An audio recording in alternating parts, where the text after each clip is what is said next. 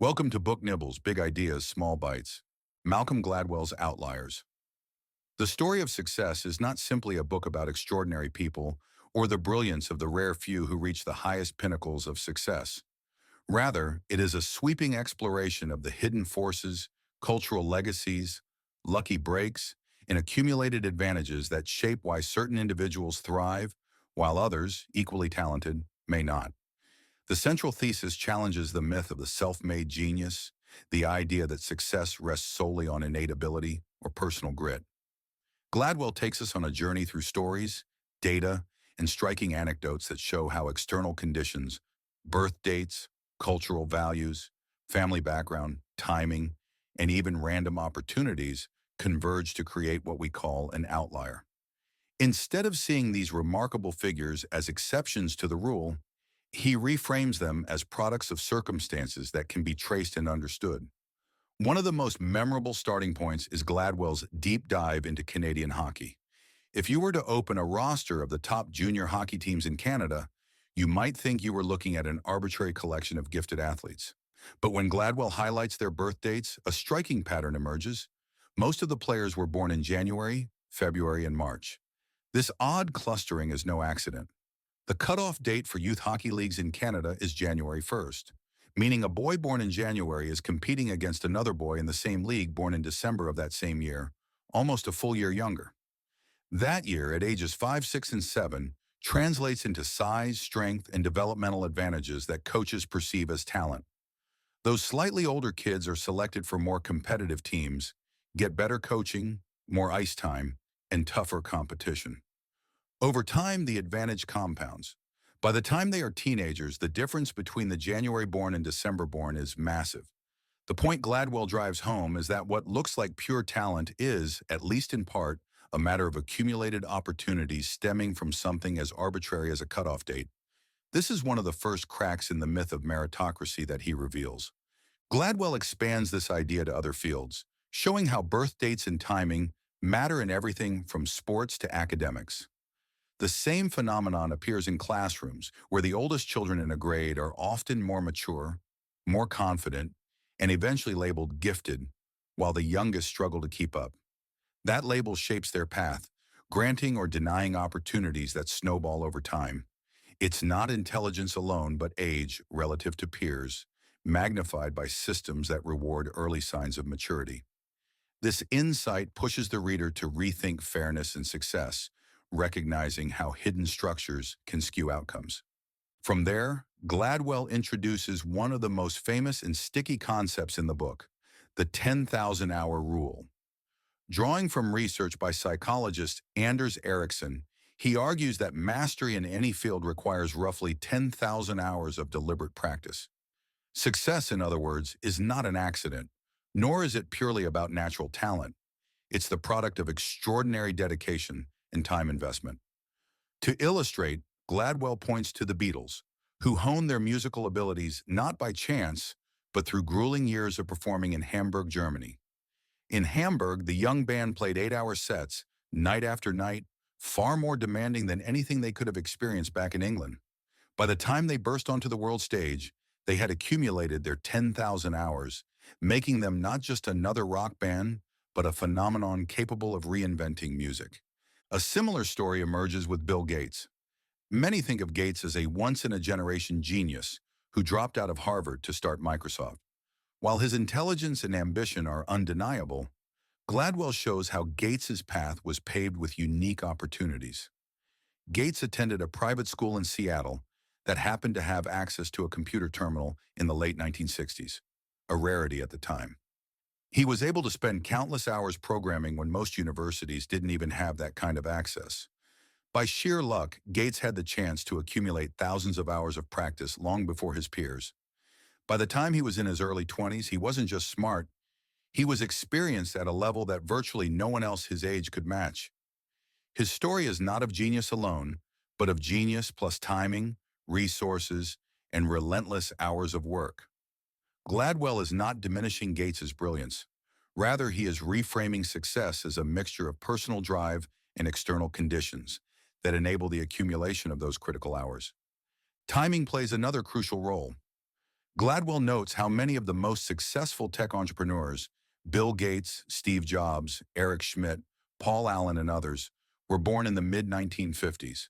That meant they were teenagers when the personal computer revolution hit. They were old enough to grasp the potential of the new technology, but young enough to throw themselves into the field before it was dominated by entrenched corporations. Had they been born 5 years earlier, they would have been tied to mainframes and institutional computing. 5 years later, and they would have been too young to seize the first wave of opportunities.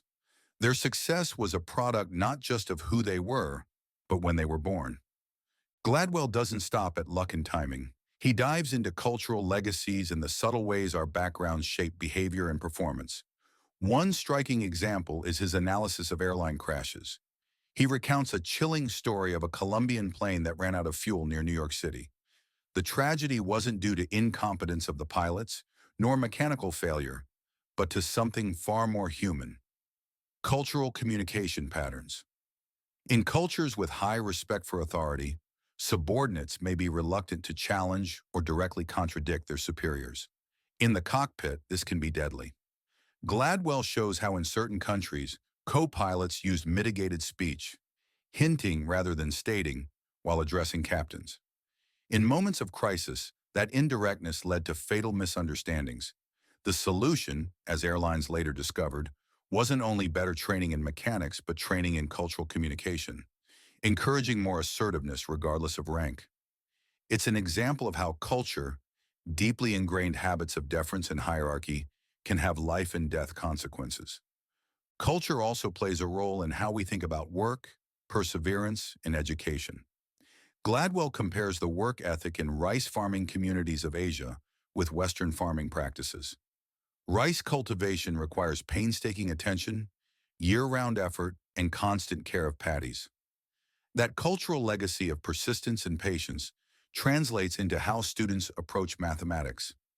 Asian students often outperform their Western counterparts in math, not because they are innately better at it, but because their culture fosters the habit of working through difficult problems for longer without giving up.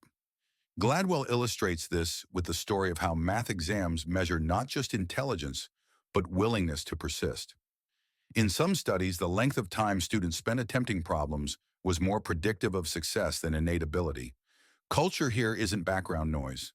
It's a powerful determinant of attitudes toward effort.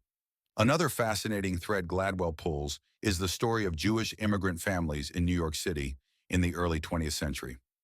Many of them arrived with little money, but some had skills as garment workers. The garment industry at that time was booming, and those with tailoring backgrounds could set up small shops and work tirelessly, often involving the whole family. Over generations, the children of these families didn't just inherit wealth, but absorbed the values of independence, entrepreneurship, and persistence. Many went on to become lawyers and professionals in the city, propelled not by sheer intelligence alone, but by the cultural and practical legacies of their immigrant parents. Gladwell uses this to show how success is often rooted in the circumstances of one's ancestors, where a single opportunity seized by one generation becomes the foundation for another's achievements. Perhaps one of the most memorable narratives in Outliers is Gladwell's discussion of two men, Christopher Langan and Robert Oppenheimer. Langan, often described as one of the smartest men alive, with an IQ over 190, seemed destined for greatness. Yet his life trajectory stalled. He bounced from job to job, often in relative obscurity. Meanwhile, Oppenheimer, whose IQ was also extremely high, rose to lead the Manhattan Project during World War II, playing one of the most critical roles in history. What was the difference? Gladwell shows that it wasn't raw intelligence, but practical intelligence. Knowing how to navigate institutions, persuade others, and assert oneself effectively. Langan lacked the social skills, support networks, and cultural upbringing that would teach him how to negotiate opportunities. Oppenheimer, on the other hand, despite flaws and setbacks, had the background and social savvy to manage relationships, secure trust, and maneuver within complex systems. Intelligence alone didn't make the outlier. Context and social capital did. The theme that resonates throughout the book is that success is a story of cumulative advantage.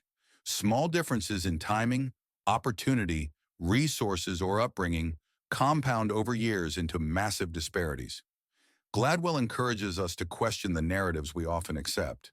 That billionaires are geniuses who pulled themselves up by sheer will, that world-class athletes are superhuman, that prodigies succeed without external help. Instead, success is deeply entwined with circumstances. Recognizing this is not about denying individual effort, but about broadening our understanding of what creates greatness. Gladwell also touches on education reform in America. He critiques the long summer break, which disproportionately benefits children from wealthier families who can afford enriching activities, while poorer children lose academic ground during those months. Over time, this summer learning loss accumulates, widening the gap between rich and poor students. He points to charter schools that shorten the summer and lengthen the school day as evidence that more time in a structured learning environment helps level the playing field. Again, the point is not that poor students are less capable, but that structural factors rob them of the same opportunities to accumulate learning time. Throughout Outliers, Gladwell weaves together storytelling, statistics, psychology, and sociology into a compelling narrative. He leaves the reader with a redefined understanding of success, not as a lonely climb fueled by innate brilliance, but as a collective story written by family, culture, history, and timing, with effort and discipline playing a role only when matched with opportunity. The lessons are profound for educators, leaders, parents, and policymakers. They remind us that if we want to cultivate more outliers, we must rethink systems of education, opportunity distribution, and recognition of talent. The beauty of the book lies in its mix of big picture analysis with concrete human stories. The Beatles grinding out sets in Hamburg, a Colombian pilot struggling to communicate his distress, Jewish tailors in New York stitching clothes that laid the groundwork for their children's law careers, or Bill Gates spending night after night at a computer terminal while most of the world didn't even know what coding was. These are not just anecdotes, they are windows into how extraordinary outcomes emerge. Gladwell persuades us to see success less as a solitary achievement and more as a tapestry woven from invisible threads. In the end, Outliers is both humbling and empowering. It humbles us by showing how much of success lies outside individual control, in circumstances of birth and history, but it also empowers us by highlighting the levers society can adjust: education structures, opportunity access, cultural understanding that could create more success stories for more people. If we accept that outliers are not anomalies but products of systems, then creating a fairer system can generate more extraordinary individuals.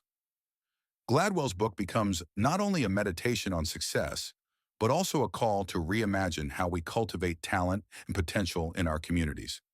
And that's it. Outliers by Malcolm Gladwell. Thanks for listening to Book Nibbles. If you enjoyed this bite-sized book, don't forget to subscribe for more quick, insightful summaries. See you in the next nibble.